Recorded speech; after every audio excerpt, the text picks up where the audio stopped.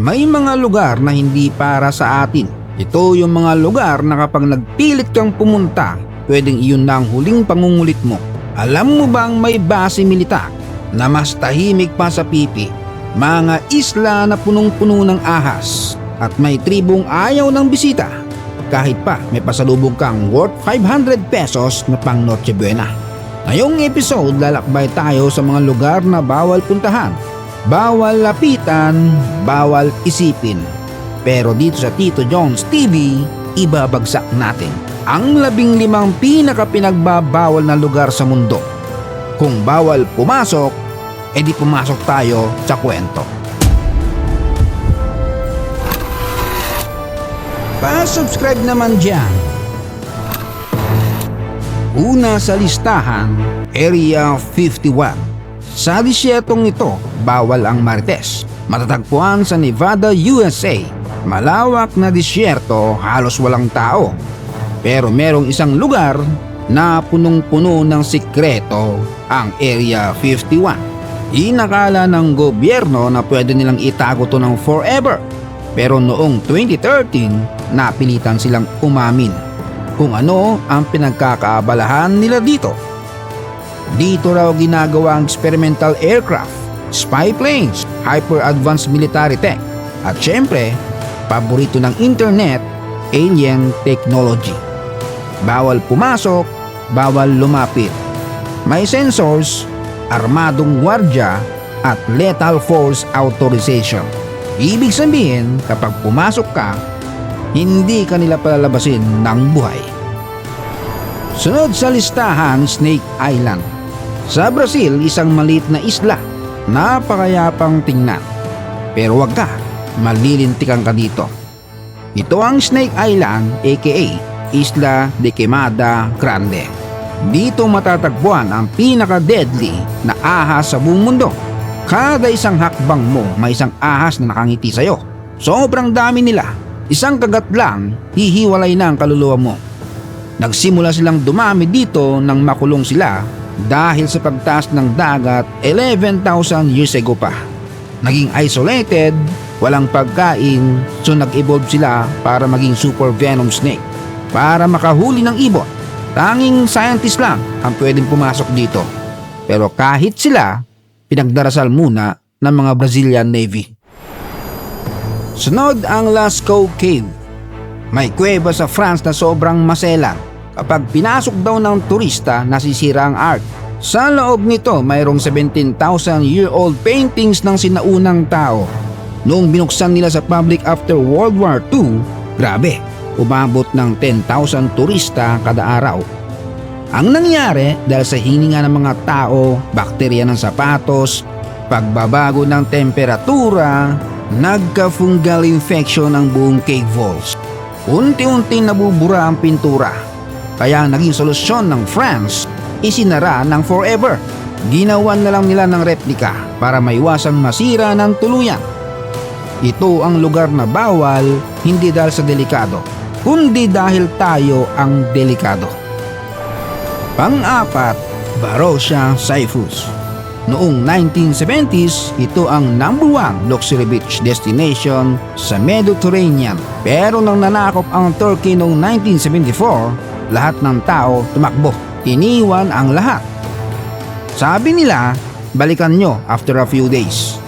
Pero hindi na sila nakabalik for 50 years. Kaya ang nangyari, naging ghost town ang lugar. Sa madaling salita, ang Varosha ay isang pinagbabawal na paalala ng isang tunggalian sa politika na hanggang ngayon, unresolved. Next, Mount Yamanto. Sa Russia may bundok na ang pangalan palang malupit na, Yamanto, Evil Mountain. Pero ang totoong sumpa dito, bawal na bawal pumasok.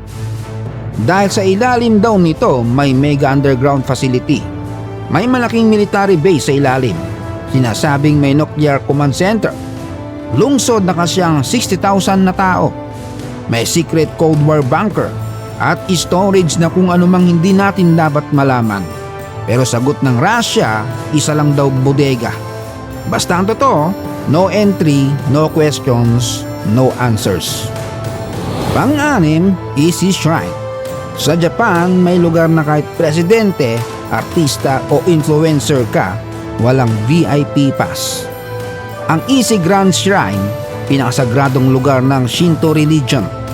Bawal pasukin ng kahit sino ang loob nito. Dahil ito ay eksklusibo lamang para sa emperador ng Hapon.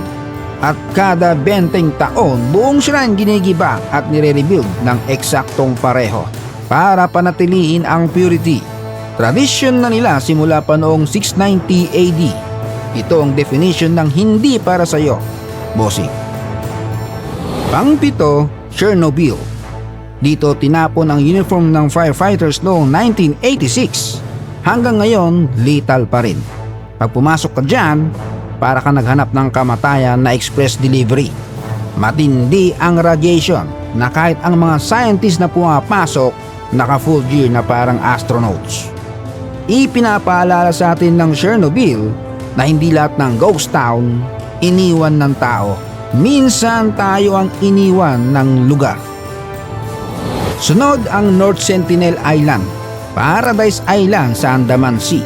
White sand, clear water, pero bawal lapitan kahit 5 kilometer. Utos ng gobyerno ng India dahil nandito ang Sentinelese, tribong pinaka-isolated sa mundo. 60,000 years silang walang contact sa humanity.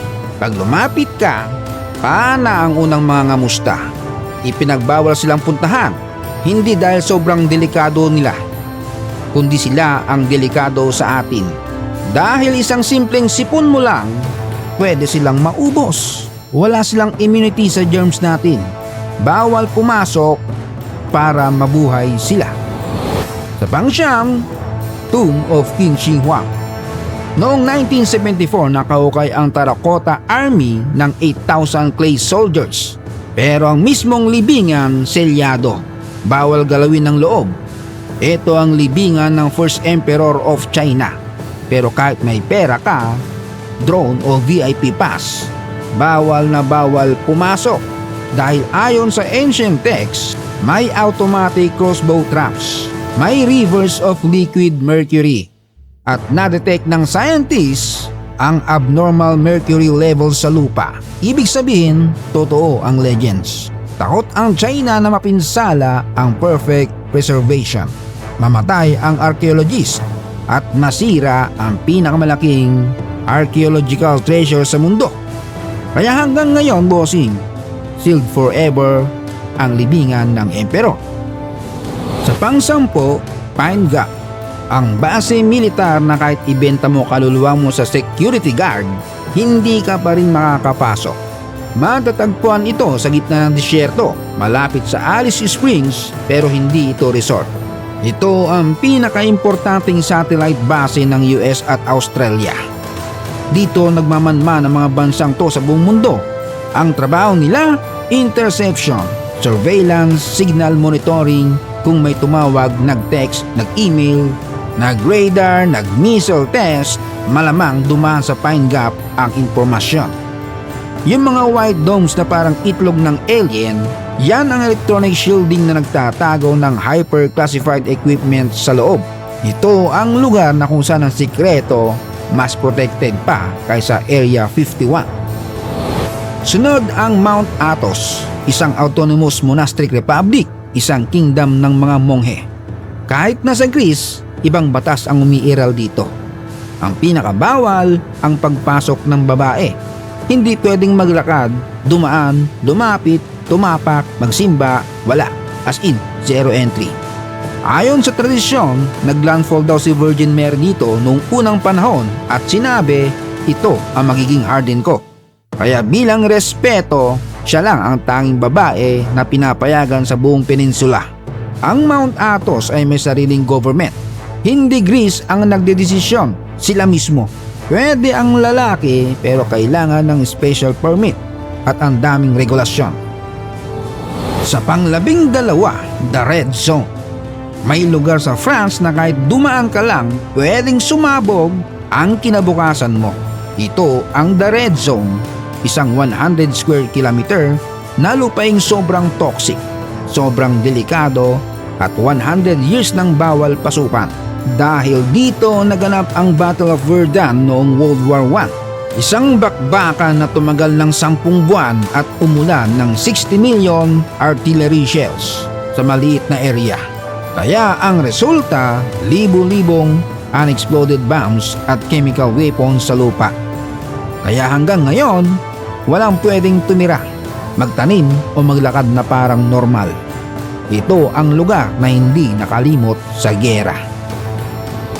Sunod, Vosrozdeniya Island, matatagpuan sa dating Aral Sea. At noong Cold War, ginawa itong secret bioweapon testing ground ng Soviet Union. Noong 1971, may smallpox test na nag-leak. 10 katao ang namatay at noong 1988, para daw itago ang ebidensya, naglublob sila ng tons of anthrax spores sa lupa ng isla. Tinapon at baon na baon pa rin hanggang ngayon. Tapos nung nag-collapse ang USSR, iniwan nila. Bahala na si Batman. Ngayon unti-unting nabubulok ang containers. At kung mag-release yan sa hangin, pwede na maging season finale ng buong Central Asia.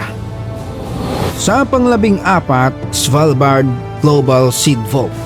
May lugar sa mundo na backup file ng buong sangkatauhan. Parang external hard drive, pero ang laman, mga buto ng lahat ng pagkain sa mundo. Ito ang Svalbard Global Seed Vault aka the Doomsday Vault. Matatagpuan ito 1,300 km mula sa North Pole. Nakalubog sa ilalim ng permafrost, yung yelong kahit summer hindi natutunaw. At bakit doon? Para kung magka-World War, volcanic winter, climate collapse o biglang mag-factory reset ang planeta, may pang-restart ang agriculture. Bawal pasukin ng kahit sino dahil ito ang pinaka-secure seed vault sa mundo. Ito ang last hope ng humanity. Hindi ito tourist spot. Ito ang life insurance ng mundo. At panghuli sa listahan, Hawara Labyrinth.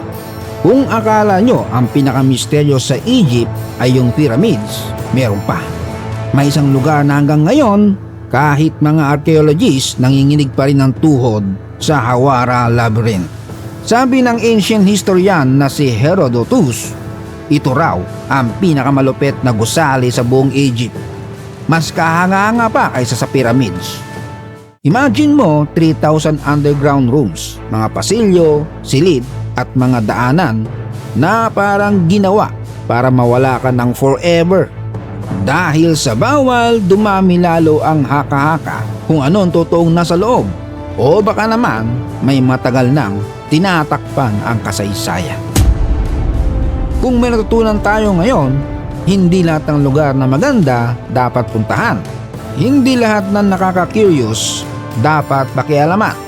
At hindi lahat ng bawal dapat pilitin. Maraming salamat sa mga legend supporters at mga nag-click palagi. Hanggang sa susunod na biyahe.